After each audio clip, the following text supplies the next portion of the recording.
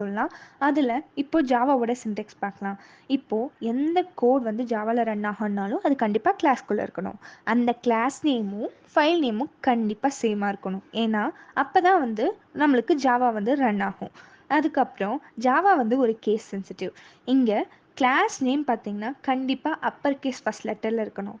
அதுக்கப்புறம் இப்போ main method வந்து கண்டிப்பா தேவைப்படும். இப்போ எந்த கோட் வந்து மெயின் மெத்தட்ல இருந்தாலும் எக்ஸிக்யூட் ஆயிடும். அதில் வந்து கீவேர்ட்ஸாக இருந்தாலும் சரி எதாக இருந்தாலும் எக்ஸிக்யூட் ஆகிடும். அதுக்கப்புறம் ஒரு ஸ்டேட்மெண்ட் வந்து பிரிண்ட் பண்ணோம் அப்படின்னா system.out.println வந்து நம்ம யூஸ் பண்ணுவோம். ஆக்சுவலி சிஸ்டம்ங்கிறது ஒரு built-in ஜாவா கிளாஸ்னே சொல்லலாம். அதில் பார்த்தீங்கன்னா யூஸ்ஃபுல்லாக மெம்பர்ஸ் மட்டும் இருக்கும். அவுட்டுங்கிறது அவுட்புட். பிரிண்ட்எல்என்ங்கிறது எல்லாத்துக்குமே தெரியும், பிரிண்ட் லைன். ஸோ இதில் வந்து மேக்ஸிமம் கேர்லி பிரேசஸ் பார்த்தீங்கன்னா என்ன மார்க் பண்ணுதுன்னா beginning and end of the block of கோடை வந்து அது குறிக்குது. அது மட்டும் இல்லாமல் ஒவ்வொரு கோட் ஸ்டேட்மெண்ட்டும் வந்து செமிகாலனில் எண்ட் ஆயிருக்கும்.